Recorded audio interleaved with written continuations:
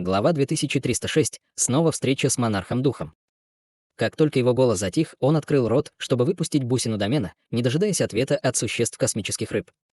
Как только бусина появилась, она начала вращаться на месте, прежде чем выпустить вспышку пятицветного света. Когда вспышка света пронеслась над площадью, все космические рыбы быстро исчезли, и всего через несколько секунд площадь была совершенно пуста. Хань Ли также исчез во вспышке среди всплеска пространственных колебаний, а затем вновь появился в таинственном пространстве. Большая часть пространства состояла из огромного водоема с 4 островами, одним большим и 3 маленькими в центре. Хань Ли появился прямо над самым большим островом, и он быстро заметил космических рыб, которые только что были перенесены в это пространство.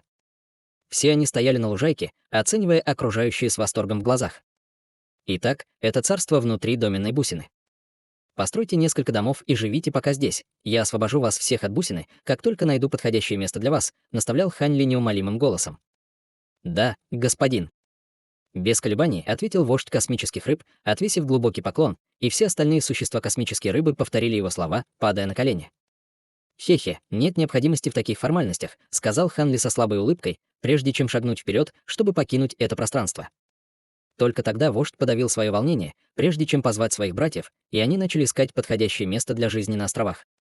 Тем временем Хань Ли снова появился во внешнем мире, прежде чем спуститься на землю, где он сел, скрестив ноги, прежде чем закрыть глаза. Он уже чувствовал, как невидимая сила отталкивает его со всех сторон, и это было довольно неудобно. Время шло медленно, и спустя долгое время над головой внезапно вспыхнул взрыв необычных энергетических колебаний, а затем появилось покрывало из темных облаков.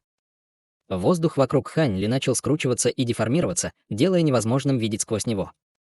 Внезапно Хань Ли открыл глаза и перевернул руку, чтобы достать какой-то предмет, который тут же взорвался. Толстая серебряная молния обрушилась сверху, и Хань Ли исчез на месте в мгновение ока среди молний. Взрыв громкого грохота раздался на вершине бесплодной горы в царстве духов, и открылся белый пространственный разлом, после чего изнутри появился шар пятицветного света. Затем шар света превратился в гигантское световое образование размером более 100 футов. В следующее мгновение всплеск пространственных колебаний вырвался наружу среди вспышек бесчисленных дуг молний, и Хань Ли, спотыкаясь, вышел из строя. Ему потребовалось мгновение, чтобы успокоиться, и пространственный разлом и образование под ним исчезли с глухим стуком. Все вернулось на круги своя, и, если не считать внезапного появления Хань Ли, как будто ничего не изменилось. Хань Ли быстро осмотрелся, прежде чем ткнуть пальцем в свою глобеллу. Взрыв огромного духовного чувства мгновенно высвободился, хлынув во все стороны вокруг него. «Похоже, я не слишком далеко от заданных координат. Это было довольно удачное путешествие», — размышлял про себя Хань Ли, убирая палец от своей глобеллы. Однако вместо того, чтобы немедленно уйти, он сел на чистый камень и начал медитировать там, в то время как сокровище непрерывно сверкало в одном из его рукавов. Примерно 6 часов спустя полоса белого света выстрелила к нему издалека, прежде чем достичь вершины горы всего за несколько вспышек. Затем свет померк, открыв Мо Цзиньли, который сказал с восторженным выражением лица: «Я рад видеть, что ты тоже благополучно вернулся, брат Хань. Я знал, что ты не будешь слишком далеко». Хе-хе, было бы излишне устанавливать координаты в слишком уединенном месте. Раз уж мы оба вернулись, пойдем и посмотрим на духа монарха. Это будет не очень хорошая ситуация, если у него не будет достаточно талисманов молнии Сэнсен, и все они будут захвачены Сюэранем и Хейлинем, неторопливо ответил Хань Ли.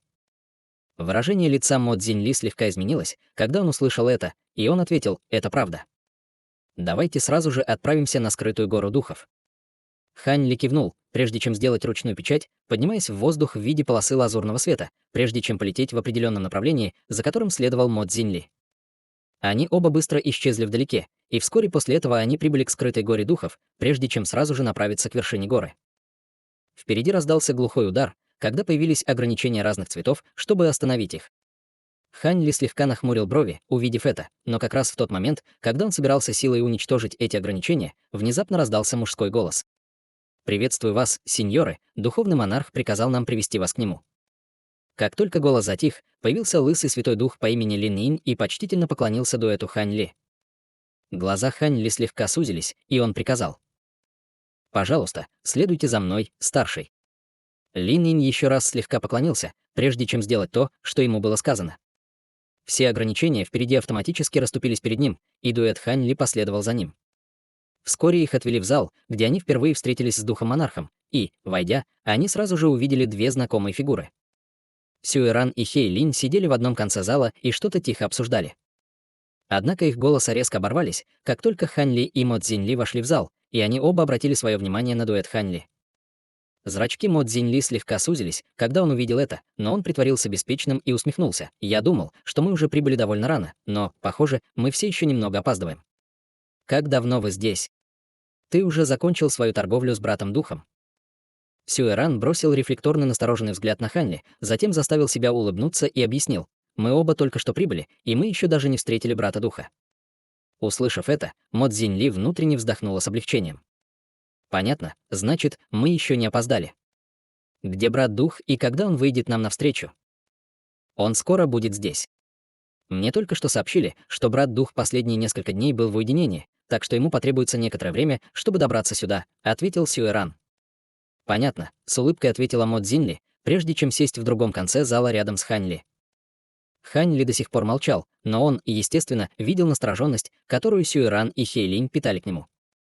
Похоже, битва в маленьком царстве Асура произвела на них неизгладимое впечатление. «Кстати, тебе удалось найти этого Чо Цыца?» — неожиданно спросил Хань Ли.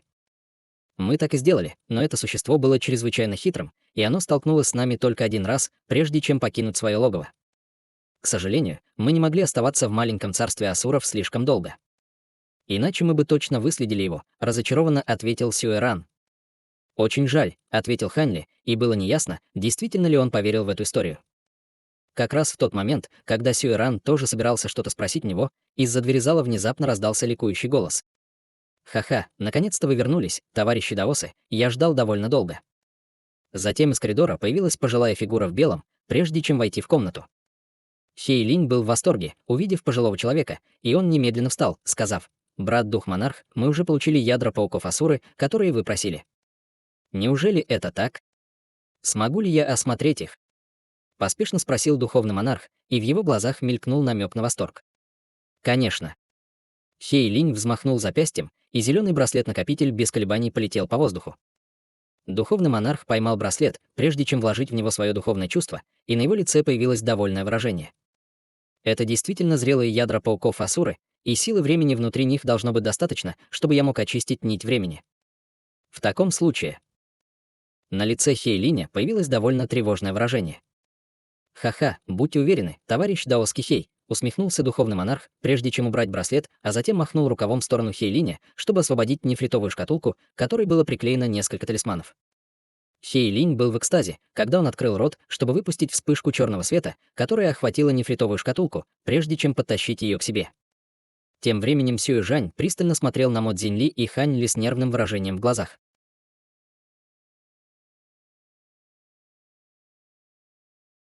Глава 2307. Источник лампы души. Выражение лица Мо Цзиньли слегка изменилось, когда он повернулся, чтобы оценить нефритовую шкатулку пристальным взглядом, в то время как Хань Ли смотрел равнодушно. Сюэран вздохнул с облегчением, увидев это. В этот момент Хейлинь уже взял нефритовую шкатулку в свои руки. Талисманы и крышка шкатулки были сняты, и раздался громкий раскат грома, когда из нее вылетел нефритовый значок длиной около полуметра. По всей поверхности нефритового значка сверкали дуги молний, а на нем были начертаны бесчисленные золотые руны. «Так это и есть талисман молнии Сэнсен», — пробормотал Хейлинь с восторженным выражением лица. «Брат-дух, у меня здесь тоже есть 3 паучьих ядра Асуры. Не хочешь взглянуть?» На этот раз заговорила Мо Цзиньли.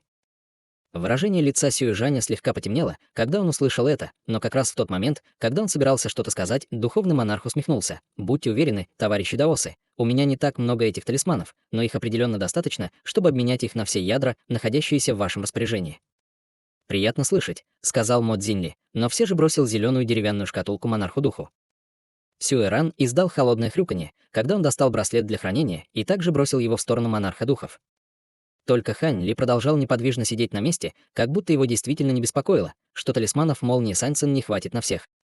Духовный монарх бросил многозначительный взгляд на Хань Ли, прежде чем взмахнуть рукавом в воздухе, чтобы поймать ядра, предложенные ему Сюэранем и Мо Цзиньли. После недолгого осмотра он бросил каждому по нефритовой шкатулке. Глаза Мо Цзиньли и Сюэран загорелись в унисон, когда они поймали коробки, а затем сняли талисманы и крышки с волнением на лицах. «Товарищ Даос Хань, вас не интересуют мои талисманы или вы вернулись с пустыми руками?» — спросил монарх духов. «Конечно, я вернулся не с пустыми руками, но сначала я хотел бы спросить, сколько талисманов у тебя осталось», — ответил Хань Ли с улыбкой. Дух монарха был несколько ошеломлен, услышав это. «Сколько их? Может быть, вы получили много паучьих ядер Асуры?» Хань Ли ничего не объяснил и просто с улыбкой ждал ответа на свой вопрос.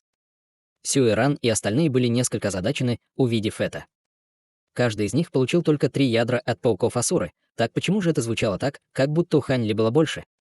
Духовный монарх долго молчал, прежде чем, наконец, ответить. По правде говоря, талисманы молнии Сансен — самые драгоценные сокровища нашей духовной расы, так что даже у меня их немного. Сейчас у меня осталось только 2. Если у вас действительно так много ядер паука Асуры, то вы можете взять их оба. Хорошо, тогда я так и сделаю, без колебаний ответил Хань Ли. Сразу же после этого он перевернул руку, чтобы достать нефритовую шкатулку и маленький полупрозрачный меч среди вспышки духовного света. Взмахнув запястьем, он отправил 2 предмета в полет к духу монарха, как 2 шара белого света. Духовный монарх поймал оба предмета в свои руки и вместо того, чтобы сразу открыть шкатулку, бросил любопытный взгляд на маленький меч. Мгновение спустя в его глазах появился намек на просветление. Хе-хе, этот летающий меч — то, что я получил от могущественного врага в маленьком царстве Асура, и он построен из нескольких ядер пауков Асура. Всего было 5 таких мечей, но 4 из них были уничтожены во время нашей битвы, и это единственный оставшийся, неторопливо объяснил Хань Ли. Сюэ-Ран и другие тоже были просветлены, услышав это. Этот летающий меч был никем иным, как одним из 5, которыми владел человек в парчевом одеянии. 4 из них были уничтожены в бою, но последний упал в песок и был тайно взят Хань Ли после битвы. Человек в парчевом одеянии, казалось, заключил очень сильный союз с пауками Асуры до того, как его предали, так что было не так уж неправдоподобно думать, что он мог получить так много ядер, чтобы усовершенствовать эти летающие мечи. Это было довольно блестящее новшество напрямую использовать ядра для совершенствования летающих мечей. Что же касается нефритовой шкатулки, сопровождавшей меч, то в ней, естественно, находились еще 3 ядра пауков Асур. Осмотрев ядра, чтобы убедиться, что все в порядке, духовный монарх без колебаний отдал 2 других талисмана Хань Ли. Для него, чем больше нити времени он сможет очистить, тем лучше. Таким образом, все стороны были очень довольны результатами торгов. После этого Хань Ли и остальные больше не задерживались на скрытой горе духов и быстро встали, чтобы попрощаться с монархом духов. Духовный монарх тоже не пытался их удержать, поэтому все они быстро ушли. Как только Хань Ли и Мо Цзиньли ушли, они направились прямо к тому месту, где их ждала Серебряная Луна вместе со священным ковчегом Чернильного Духа. Через полдня они вдвоем спустились в скрытую долину, где их встретили восторженная Серебряная Луна, Джу Гаэр и патриарх Хуаши. Вскоре после этого из долины раздался взрыв жужжания, и священный ковчег Чернильного Духа появился, прежде чем полететь к человеческой территории. Хань Ли сидел в центре секретной комнаты на нижнем этаже ковчега, и вокруг него было несколько предметов, состоящих из старинной лампы, 2 нефритовых значков, которые с бесчисленными дугами молний сверкали повсюду, 5-цветной бусины и маленького белого флакона. Это были все сокровища, которые он добыл во время этой поездки. Изучив эти предметы в течение короткого времени, он внезапно поднял бровь, прежде чем указать пальцем на нефритовый значок. Бесчисленные золотые руны немедленно появились на поверхности значка, и молния выстрелила из него, прежде чем ударить в кончик его пальца. Хань Ли был поражен онемением, и он потерял все чувства во всей этой руке, в то время как его кожа слегка обуглилась. Сердце Хань Ли слегка дрогнуло, когда он увидел это, и он немедленно ввел свою огромную магическую силу в свою руку. Только тогда онемевшая рука вновь обрела ощущение и прежний цвет. Как и следовало ожидать от легендарного бессмертного талисмана, я надеюсь, что он действительно будет полезен против небесных невзгод, пробормотал себе под нос Хань Ли с довольным выражением лица.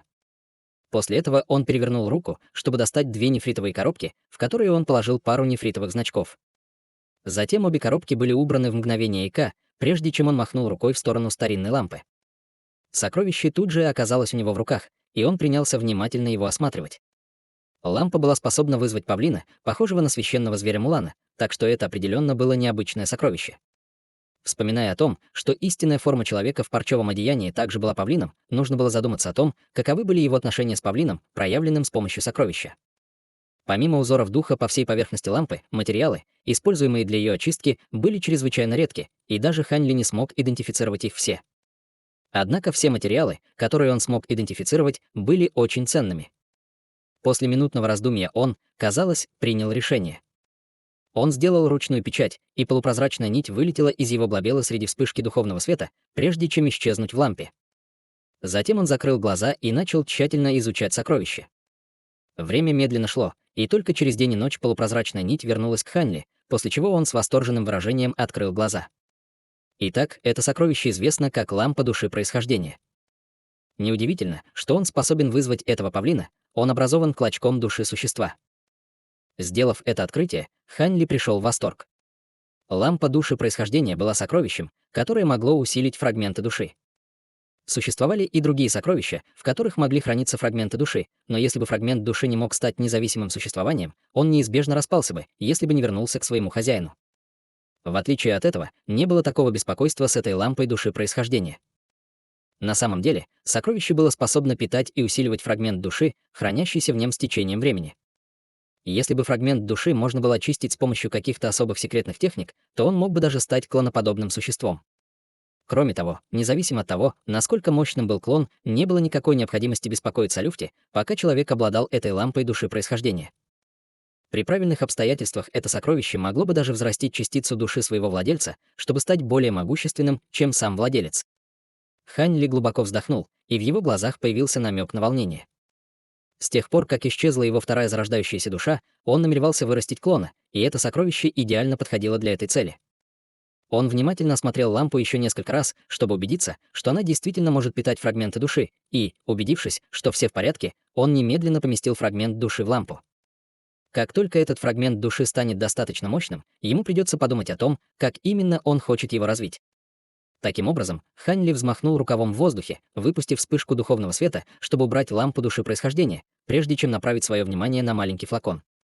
Содержимое флакона было ничем иным, как истинной кровью Сюаньву, которую он получил. Как только он пожрет эту кровь и очистит ее, он сможет резко увеличить силу своих 12 пробуждающих трансформаций.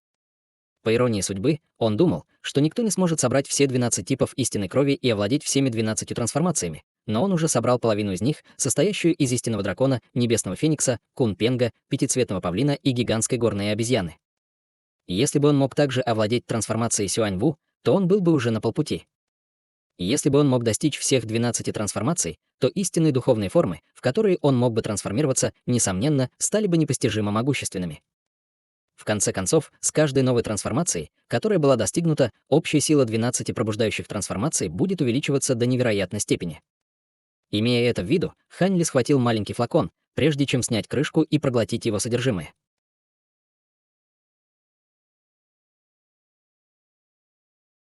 Глава 2308. Понимание законов. Несколько дней спустя Хань Ли вновь открыл глаза, и к этому моменту он уже очистил истинную кровь Сюань-У. Он тут же сделал ручную печать, превратившись в гигантскую черную черепаху среди вспышки сияющего света. Черепаха была около 50 футов высотой и занимала практически всю секретную комнату.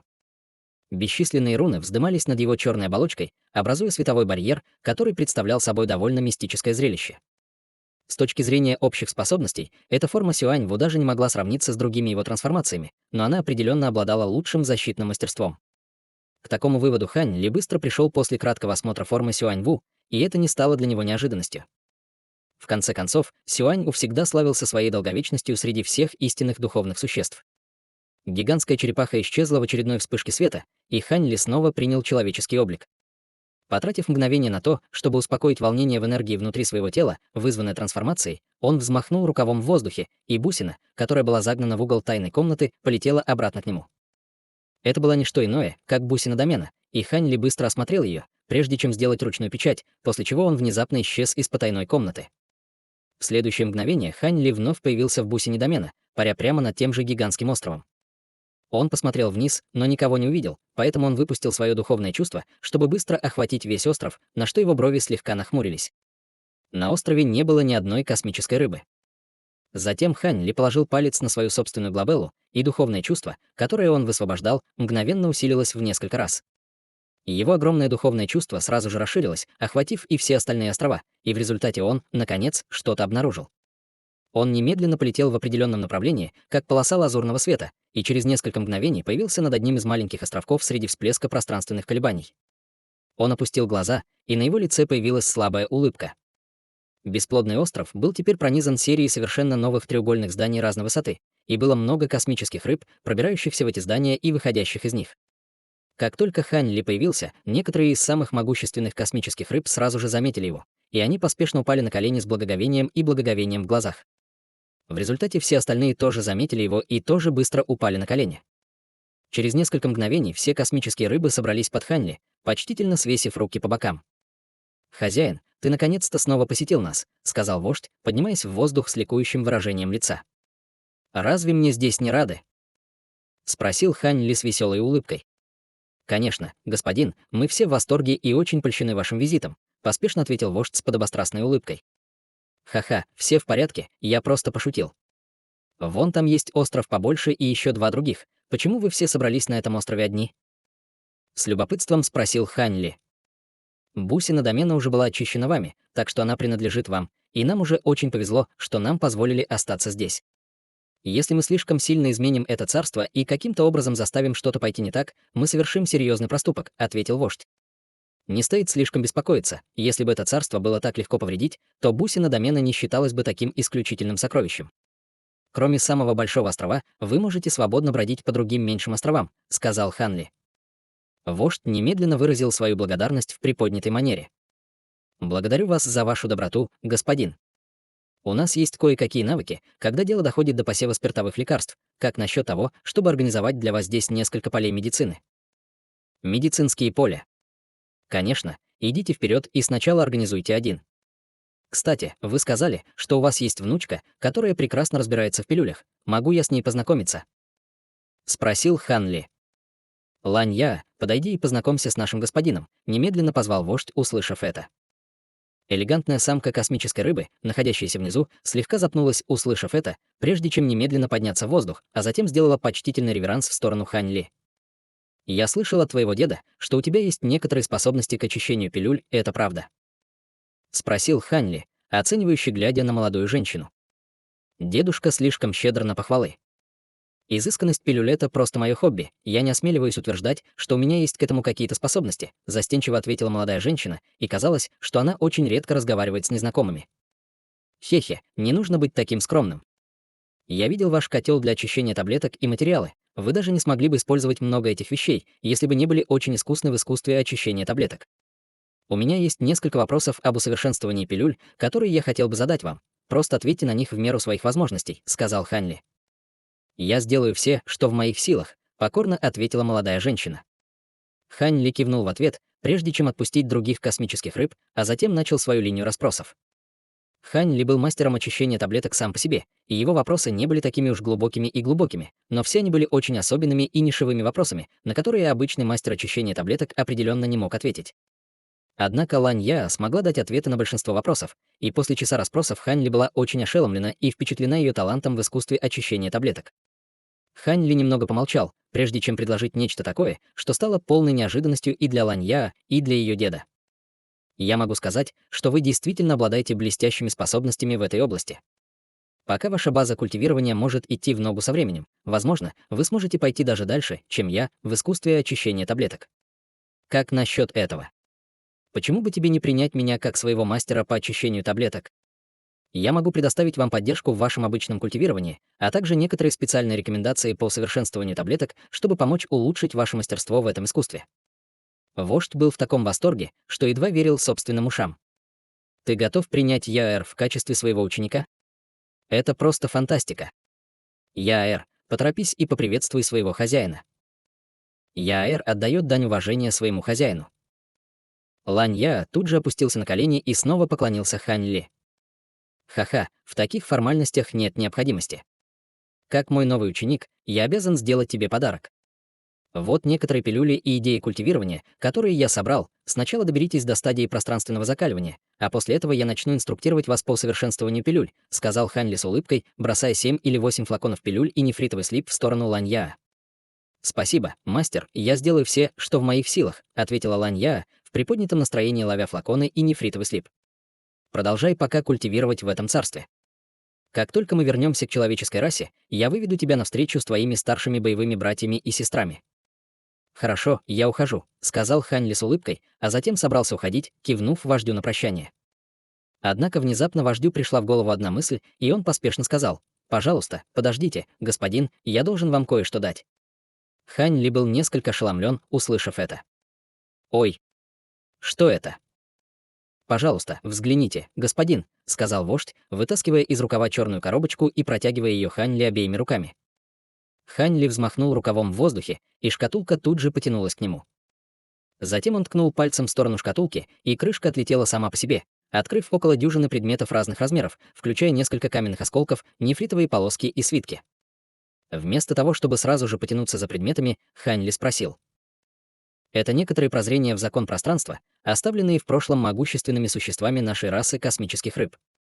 Только вожди нашей расы имеют право просматривать эти записи, но моя база культивирования слишком тусклая, чтобы эти вещи могли быть мне полезны, поэтому я предлагаю их вам в надежде, что они могут помочь вам, мастер», — почтительно ответил вождь. «Ой. Итак, вы определили тот факт, что я также обладаю пространственной силой?» — спросил Хань Ли, и на его лице появилась слабая улыбка. «Как вождь расы космических рыб, я гораздо более чувствителен к пространственной силе, чем даже мои собратья. Пространственная сила в твоем теле не очень сильна, но я все еще чувствую ее», — ответил вождь. «Эти вещи действительно полезны для меня, поэтому я сохраню их». «Я действительно собираюсь уйти сейчас», — сказал Хан Ли с многозначительным кивком, затем убрал коробку, прежде чем действительно уйти на этот раз среди взрыва пространственных колебаний. После ухода Хань Ли вождь повернулся к Лань Я и вздохнул. «Тебе действительно повезло, Яэр. Похоже, ты станешь будущей надеждой всей нашей расы.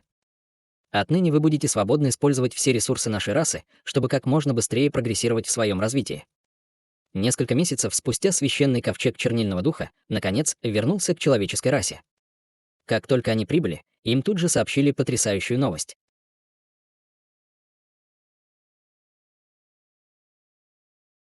Глава 2309. Падение Осяа. Что? Мой дед преодолеет свою скорбь через 7 дней. Почему скорбь приходит так скоро? В панике воскликнула Серебряная Луна. Они только что прибыли в зал телепортации глубокого небесного города, и дежурный старейшина только что сообщил им эту ужасную новость. Похоже, во время уединения старшего Осяа произошел какой-то несчастный случай, поэтому он вынужден заранее преодолеть свою скорбь, и дальнейшая задержка невозможна. Для этого Святой Остров позаимствовал у нашего города кое-какие сокровища. «Иначе мы бы даже не услышали об этом», — ответил старейшина с кривой улыбкой, а затем бросил уважительный взгляд на Хань Ли и Мо Цзинь Ли. «Даже если мы используем все доступные нам телепортационные формации, мы никак не сможем доставить ему талисман молнии Сансен за 7 дней. У нас будет шанс только в том случае, если Брато продержится несколько дней, столкнувшись с небесной скорбью», — мрачно сказал Мо Цзинь Ли. «Тогда давай сразу же вернемся на Святой Остров. Может быть, мы успеем вовремя. Телепортируй нас в ближайший к Святому острову город», — приказал Хань Ли. Сердце старейшины слегка дрогнуло, когда он услышал это, и он немедленно поклонился, отвечая «Да, старший». Затем он приказал стражникам в зале отменить ограничения на определенную телепортационную формацию, прежде чем быстро посадить на нее несколько духовных камней. Как только приготовления были закончены, Серебряная Луна немедленно бросилась в строй, в то время как Хань Ли и другие последовали за ней вплотную. Вскоре после этого трио Хань Ли исчезло во вспышке духовного света. 9 дней спустя гигантский черный ковчег внезапно появился рядом со Святым островом, прежде чем устремиться прямо к нему. Патрулирующие стражники поспешно полетели к ковчегу, но, увидев большую древнюю руну, выгравированную на передней части ковчега, все они немедленно остановились, прежде чем почтительно поклонились летящему сокровищу. Не успел ковчег подойти к ним, как изнутри раздался настойчивый голос. Выходит ли Осяа за пределы своей скорби на острове? Сразу же после этого Мо Цзинь Ли вышла из ковчега. «Мы отдаем дань уважения старшему Мо. Старший Осяа в настоящее время не находится на священном острове. Вместо этого он преодолевает свою скорбь в долине Красного облака примерно в 50 тысячах километров отсюда. Все старейшины священного острова также отправились ему на помощь», — поспешно ответил страж сцены пространственной закалки. «Долина Красных облаков?» Пробормотал Мо Цзинь Ли себе под нос, прежде чем немедленно вернуться на ковчег, который с невероятной скоростью помчался в другом направлении, оставив охранников смотреть на него с ошеломленным выражением лица. Почти час спустя гигантский черный ковчег все еще несся по воздуху с Хань Ли, Мо Цзинь Ли и Серебряной Луной, стоящими впереди. Все трое смотрели на него с мрачным выражением лица, и Серебряная Луна чувствовала себя крайне встревоженной. Хань Ли получил 2 талисмана молнии Сансен от духовного монарха, и он сообщил ей, что готов отдать один патриарху Осяа, чтобы помочь ему в его преодолении скорби. Она была в восторге, услышав это, но никогда не думала, что такой кризис внезапно возникнет, как только они вернутся к человеческой расе. Внезапно внутри тела Серебряной Луны раздался глухой удар, как будто что-то внезапно разбилось. Услышав это, Серебряная Луна мгновенно побледнела. «Что случилось, Юэр?» Хань Ли сразу же заметил перемену в ее лице, и в его сердце закралось дурное предчувствие. В глазах Серебряной Луны появились слезы, и вместо того, чтобы ответить Хань Ли, она открыла рот, чтобы выпустить ярко-красный нефритовый значок. Значок был размером с ладонь, но на его поверхности был выгравирован чрезвычайно живой мужской портрет. Хань Ли сразу же определил, что это портрет патриарха Осяа. В этот момент по всему нефритовому значку появились трещины, и их количество только увеличивалось. Всего через несколько вдохов весь нефритовый значок рассыпался в порошок, который начал просачиваться сквозь ее пальцы, в то время как она смотрела на него с дезориентированным выражением. Хань Ли было совершенно очевидно, что произошло, и он испустил слабый вздох, прежде чем замолчать, стоя рядом с Серебряной Луной, чтобы предложить ей утешение. Мо Цзиньли тоже замолчал, печально глядя в небо. Что же касается Джу Гаэра и патриарха Хуаши, то они оба нервно переглянулись и не осмелились издать ни звука. Священный ковчег чернильного духа все еще мчался вперед, и примерно через час около дюжины полос света внезапно полетели к нему. Хань Ли слегка нахмурил брови, увидев это, и летающий ковчег остановился по его приказу. Полосы света собрались вокруг ковчега, затем исчезли, открыв старейшин священного острова. Старейшины были в восторге, увидев Хань Ли и Мо Цзиньли, но выражение их лиц сразу же сменилось печалью, когда они почтительно поклонились ковчегу. «Мы отдаем дань уважения старшему хану и старшему Мо». «Неужели Осяа не смог преодолеть свою скорбь?» — спросила Мо Цзиньли с мрачным выражением лица. Действительно, старший не так давно погиб от своей небесной скорби, оставив после себя 2 поврежденных защитных сокровища и духовное ядро, почтительно ответил пожилой мужчина. «У кого есть духовное ядро моего деда? Отдай его мне», — холодно сказала Серебряная Луна. «Конечно, товарищ Даос Лин Лонг. Согласно последним пожеланиям старшего О, его ядро все равно должно перейти к тебе», — ответил старик, затем перевернул руку, чтобы достать желтую деревянную шкатулку, прежде чем взлететь на ковчег и предложить шкатулку Серебряной Луне обеими руками. Серебряная Луна слегка дрожала, но все же стиснула зубы и открыла деревянную шкатулку, чтобы показать белую сердцевину размером с кулак, которая испускала знакомую ауру. Рядом с сердцевиной лежала половина белого меча и маленький желтый колокольчик, в котором отсутствовал значительный кусок. Серебряная Луна нежно погладила сердцевину и сказала спокойным голосом: «Я хочу немного тишины и покоя. Пожалуйста, не мешай мне в это время». После этого она повернулась и поплыла к каюте ковчега. Хань Ли посмотрел на ее удаляющуюся фигуру и ничего не сказал, чтобы остановить ее. Только после того, как она вошла в каюту, он повернулся к старейшинам Священного острова и проинструктировал: «Расскажите нам о трансцендентности скорби старшего О и не пропускайте никаких подробностей». «Да, сеньор, мы постараемся представить как можно более полный отчет», — без колебаний ответил старик. Хань Ли кивнул в ответ, и все старейшины Священного острова поднялись на борт гигантского ковчега. Полгода спустя Хань Ли стоял, сцепив руки за спиной, под зеленой сосной духа на вершине небольшой горы на Священном острове. Он вглядывался в небольшую долину, окутанную белым туманом вдалеке, и то бесстрастно обдумывал. Внезапно позади него вспыхнули пространственные колебания, и появилась желтая фигура, прежде чем поклониться Хань Ли, а затем почтительно отошла в сторону. «Как продвигается новая пещерная обитель Юэтянь?» — спросил Хань Ли, даже не повернув головы. «Я действовал в соответствии с вашими инструкциями и лично обследовал большую часть территории 2 раз. В результате мне наконец удалось найти место, которое соответствует всем требованиям, и мы можем переехать туда в любое время», — почтительно ответил Хай Юэтянь. Выражение лица Хань Ли слегка изменилось, когда он услышал это, и он, наконец, обернулся. «Ой! Так где же находится это новое пещерное жилище?» Он расположен на острове в Бескрайнем море. Место очень уединенное, но духовная ци там чрезвычайно обильна, и она, естественно, окутана магнитным силовым полем Миньян, которое может быть легко использовано для создания мощного защитного ограничения для пещерной обители, ответил Хай Юэтянь. «Я вижу, это действительно подходящее место. Иди и собери свои вещи, через несколько дней мы покинем священный остров», — приказал Хань Ли. «Да, господин». «Как поживает госпожа Серебряная Луна? Неужели она до сих пор не вышла из затворничества?» — спросил Хай Юэтянь после недолгого колебания. «Она все еще не вышла из уединения, но у меня есть предчувствие, что она выйдет в ближайшие несколько дней», — ответил Хань Ли, снова поворачиваясь к долине вдалеке. «Понимаю. В таком случае я проинструктирую своих учеников начать подготовку к переезду». У Хай Юэтяня, естественно, не было причин сомневаться в словах Хань Ли, и он еще раз почтительно поклонился, прежде чем покинуть небольшую гору, оставив Хань Ли продолжать вглядываться в туманную долину. Долгое время спустя туман в долине впереди внезапно начал клубиться, и полоска белого света выстрелила, прежде чем появиться над Хань Ли. «Теперь я в порядке, брат Хан, давай уйдем вместе», — с улыбкой сказала женщина в серебряном одеянии, как только вышла. «Ладно, пошли. Я уже нашел хорошее место для нашей пещерной обители, где мы можем остановиться на некоторое время», — ответил Хань Ли с теплой улыбкой. «Ты хочешь сказать, что теперь у нас есть пещерное жилище? Это просто фантастика.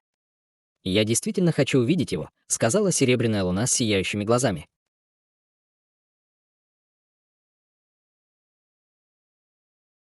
Глава 2310. Бескрайнее море и остров интеграции происхождения.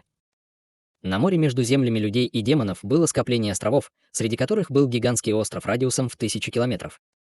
Тысячи низкосортных земледельцев были заняты работой на этом острове, возводя ряд зданий вокруг самой высокой горы на острове. В то же время по всему острову была установлена серия формационных сокровищ, посылающих ограничительные колебания, вздымающиеся в воздухе во всех направлениях.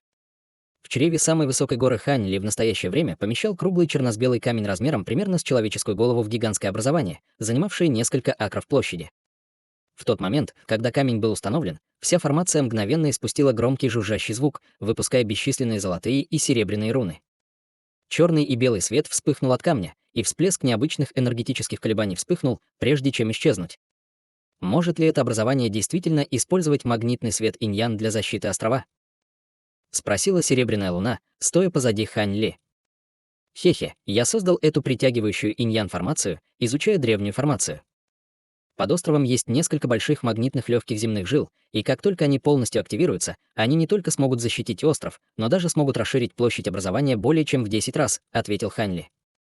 В таком случае безопасность этого острова интеграции происхождения будет обеспечена.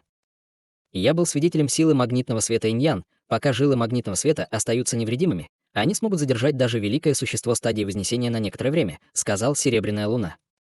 Не только это, но я обнаружил, что вся магнитная световая формация Бескрайнего моря собрана под этим скоплением островов.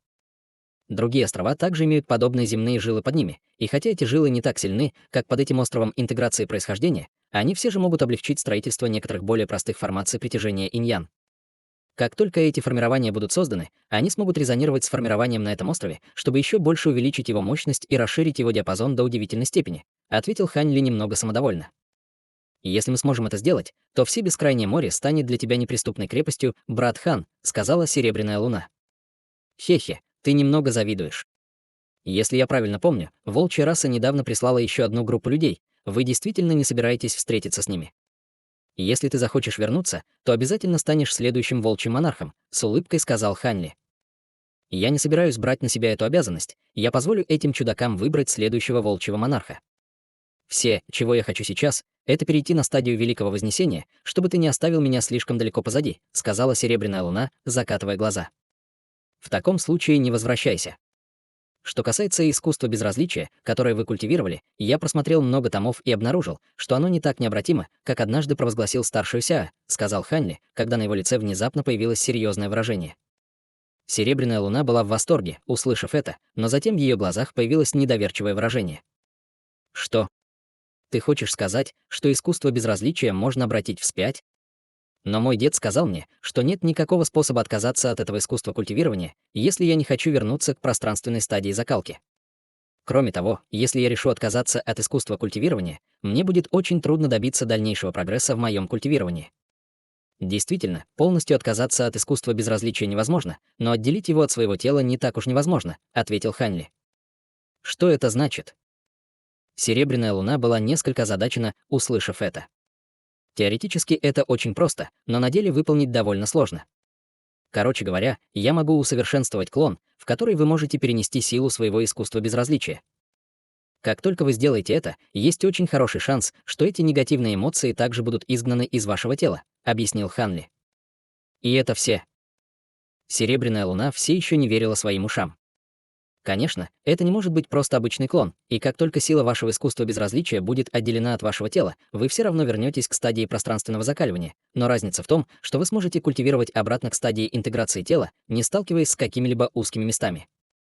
Единственная проблема заключается в том, что вам придется потратить некоторое время на возвращение на свою нынешнюю базу культивирования, сказал Хань Ли. Это не проблема, если я могу обратить вспять эффекты искусства безразличия. Как вы думаете, какова вероятность успеха? Неуверенно спросила Серебряная луна. Это должно быть около 70%. Однако для того, чтобы изгнать искусство безразличия из своего тела, вы нуждаетесь в помощи кого-то с гораздо более высокой базой культивирования и духовным чувством к себе. «Если ты решишь пойти по этому пути, я сам помогу тебе», — ответил Хань Ли с серьезным выражением лица. Это довольно высокий шанс на успех. Однако, похоже, создать подходящий клон для этой цели будет непростой задачей, сказала Серебряная Луна. Будьте уверены, даже если мы потерпим неудачу, вашей безопасности ничто не угрожает. Кроме того, я уже подготовил для вас клона, сказал Хан Ли с улыбкой, а затем вызвал мерцающую зеленую фигуру среди вспышки зеленого света. Разве это не твое духовное тело? Ты отдаешь его мне как клон. Серебряная Луна была ошеломлена видом зеленой фигуры. Совершенно верно. Это духовное тело отличается от обычных клонов тем, что оно не обладает никакой духовной природой и является лишь пустым сосудом. Обычно я контролирую его с помощью обрывка моего духовного чувства или через куэр. На моей нынешней базе культивирования это духовное тело стадии интеграции тела на самом деле больше не имеет для меня большой пользы, так что оно идеально подходит для вас. Духовное тело чрезвычайно сильно и может легко поглощать все виды различных сил. Кроме того, он уже находится на вершине стадии интеграции тела, поэтому он сможет принять силу вашего искусства безразличия, не опасаясь ответной реакции. Хань Ли указал пальцем на духовное тело, когда он говорил, и оно немедленно приняло ту же форму, что и Серебряная Луна по его приказу, за исключением того, что его кожа все еще была зеленой. Серебряная Луна была ошеломлена, увидев это, в то время как Хань Ли оценивал духовное тело с немного несчастным выражением. Он надеялся, что таинственная зеленая жидкость позволит ему бесконечно прогрессировать в своей культивационной базе без потолка, но по какой-то причине он застрял на вершине стадии интеграции тела, и независимо от того, сколько зеленой жидкости он использовал, он все еще не мог достичь великой стадии вознесения. Таким образом, не было лучшего применения для него, чем действовать в качестве клона, чтобы решить проблему Серебряной Луны, связанную с ее искусством безразличия. В таком случае я принимаю это духовное тело. С этим клоном в моем распоряжении я более уверен, что мы добьемся успеха. Я начну очищать это духовное тело прямо сейчас, и как только этот процесс будет завершен, мы сможем начать обращать вспять искусство безразличия, сказала Серебряная Луна. Хорошо, чем скорее этот вопрос будет решен, тем скорее я смогу вздохнуть с облегчением. Во время вашего уединения я завершу пещерную обитель и все формации. После этого я смогу оказать вам свою безраздельную помощь, сказал Хань Ли, кивая с улыбкой. Серебряная Луна тоже улыбнулась в ответ, прежде чем сделать ручную печать, после чего она мгновенно исчезла на месте. После ее ухода Хань Ли снова повернулся и начал проверять все ограничения, которые могла проявить формация.